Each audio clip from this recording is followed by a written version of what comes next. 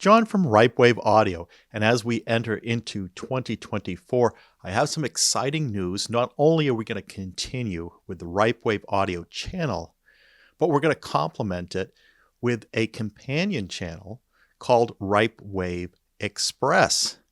And Ripewave Xpress is really designed to get you some information really quickly. We try to keep these 5-10 minutes or under, and hit the highlights. Sometimes you just don't have the time to sit through a 20, 30, 40-minute or longer video. And our videos tend to be quite long at Ripewave Audio. We do deep analysis, and we'll continue to do that. But I wanted to provide an alternate way of getting some of this content to you more quickly when you don't have the time.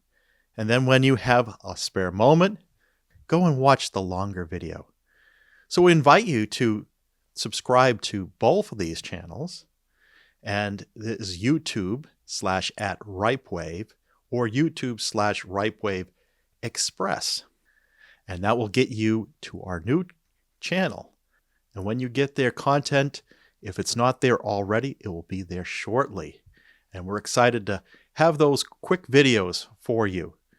So in addition to that, there are some things that we're going to bring to you in 2024. I wanted to give you a little bit of a preview today. Now, obviously, last year we did a lot. We tested over 14 AV receivers and processors from a lot of brand names. These were units that we acquired for under $5,000 each. Although the Arcam one was just over the line there, we happened to get it on a good sale, which brought it under the line. But generally speaking, everything that we tested was under $5,000, and that's what we'd like to continue to do. Whether we evolve to higher priced equipment, that's to be determined, but for now, we really want to keep under that $5,000 threshold to make this more attainable to a wider audience. And I do believe that you can get a good quality AV receiver or processor, or even speakers for that matter, for this price point. And still really enjoy what you got. So we tested a lot last year: streamers, amps, test gear. We introduced so we could do our ABC testing. We did repairs on our speakers, and we talked about formats, Aural 3D and front wide speakers using DTS:X Pro. And of course, we're going to keep going with that. And in fact, we're going to add front wide speakers to our test theater here. We had this pre-wired for some time for front wides.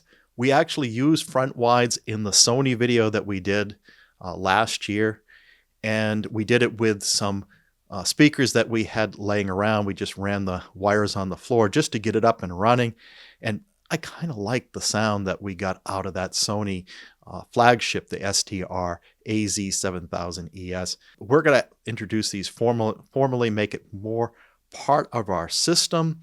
And of course, we get front wides from source content like Dolby Atmos or DTS:X Pro or some upmixing capability. How are we going to do this? Now, we think what we need to do here is our Polk LSI 15s are getting kind of old, and I just don't think they're clear enough and resolving enough for us to really do the analysis we want to on these receivers and processors. I want to be able to more clearly know when one component is sounding better than the other. I think I'm going to move to the Polk Legend L600. Now, there may be some more resolving choices out there, whether that's Focal or something else like that. And I'm sure you're all going to write in and let me know what you think would be better than these LSI 15s. But at the current moment, rather than replace everything in our system, and I want to keep timbre matching as close as possible, and all of the speakers that I currently have are Polk Audio with the Radial Ring tweeter. And of course, they've evolved that, and the latest Legend series has the most current version of their Radial Ring, and this looks more like a needle sticking out. And we're going to continue to power these with Emotiva differential reference amplifiers. And so we're going to use the XPA DR2 Gen 3s for our front wides. Our XPA1 Gen 2 amplifiers, their monoblocks, are still going to power our left, right, and center. But this is what we plan to do. I don't know when I'm actually going to pull the trigger on this, but I want to get it soon because other things are coming. The other thing that we'd like to do is introduce more capability in our theater to test out Aural 3D. We essentially are running Aural 3D today with a Dolby Atmos layout. And that is with 7 ear-level speakers, 4 ceiling speakers, that's 2 rows, a front and a rear set of ceiling speakers. But Aural 3D is really designed to work with front height and front rear speakers mounted up high on the wall, and it also is complemented by a top center or voice of God channel. And I have a lot of you writing in and say, what's the difference? Like, do I really get an advantage when I have a voice of God channel? And I want to be able to give you that answer. I haven't heard a voice of God channel to this date. So let's introduce one into our system. I don't know if it'll be a temporary or a full-time deployment of that. I have a little bit of a design challenge in my room because I have a lower part of my ceiling right where that top center speaker would go. But we're going to work at it, and I think I'm going to set up an A/B switch on the speaker output so I can easily switch from the front row of ceiling speakers to the front height speakers and A/B test the difference. And of course, I would have to have different calibrations for different speakers and different amplifiers and all that. But I want to be able to quickly shift to those other speakers. That is the plan for Aural 3D. We want to be able to test out those configurations. And we also are looking at new processors that are coming. And ones we anticipate for this first quarter of 2024 is first the Denon AVR X6800H, which is now available on the Denon site. And I think some of you pointed out that it's even available on Amazon and some other retailers for order. And you can place your order, and I think it's supposed to ship in a couple of weeks.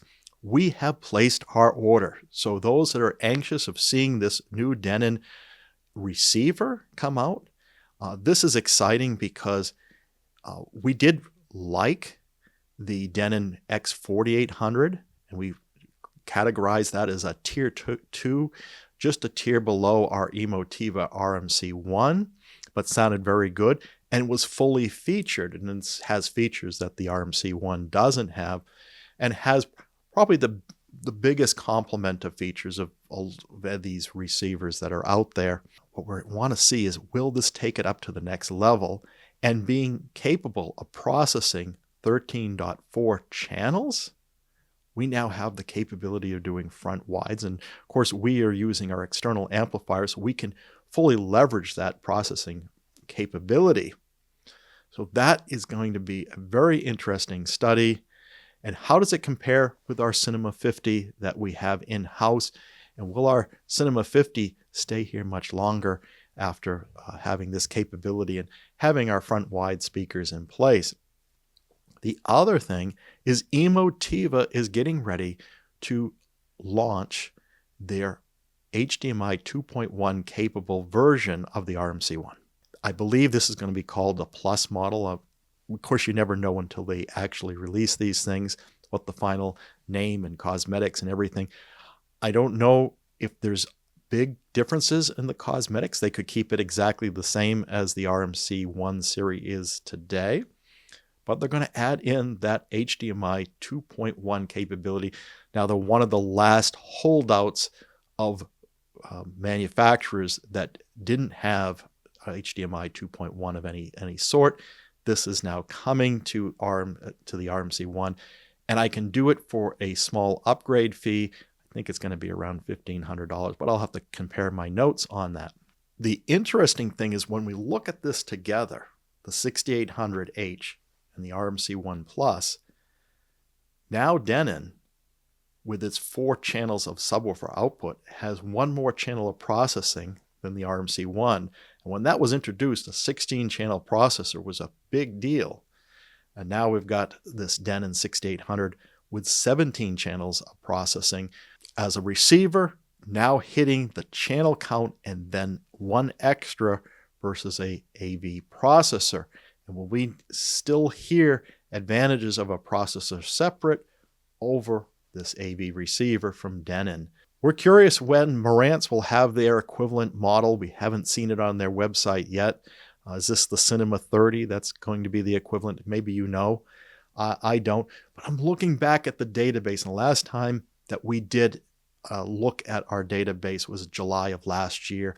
Looking at all the brands here, most of these we've looked at that were under $5,000. Of course, we haven't looked at Acurus. We haven't looked at Focal or the higher-end JBL synthesis products. Macintosh, of course, Lingdorf, Meridian, Storm Audio, Theta Digital, Trinoff Audio. These are all the upper echelon that takes you over $10,000 in some cases. But there are some on this list like Iota VX and Tone Winner that we haven't brought in. We haven't brought in the Emotiva equivalents of those, the MR1 and the MC1, into our home theater for evaluation. So that might be coming too. Looking at these products, most of these have gone to HDMI 2.1, but companies like NAD, of course, Emotiva, which we already mentioned, which is planning to come out with 2.1. And then you've got Monoprice, still on the older standard. I'm also curious, in this coming year, will Macintosh come out with a receiver or a processor that is more aligned with the new stuff that's coming out from Marantz and Denon? Of course, a couple of their models, particularly the MX123, is based off of the Denon Marantz technology. We will always bring this together into our spacious versus confined and our rich versus thin, our two-dimensional graph here, and see where anything new that we're bringing in will line up. And that will be a pretty exciting year. Of course, we'll cover any other component that might come our way during the year. Source components, streamers, you name it, speakers like the L600. Hopefully we'll be able to get those in soon. What are your thoughts? Are you excited about the new channel that's launching? Do you think you'll like having those quick peeks at the summaries of what we're doing on the Ripewave Xpress channel? That feedback would be really useful to the Ripewave audio community. If you enjoyed this video, please like and subscribe. If you want to take your involvement to the next level, we do have our Patreon channel at www.patreon.com/Ripewave. You can give us a one-time donation by hitting that thanks button, and you can always hit the bell notification. You'll be notified when the next video is posted. And you can do that also on the Ripewave Xpress channel. Subscribe and hit the bell notification for that one as well. Until the next video, keep evolving your audio experience.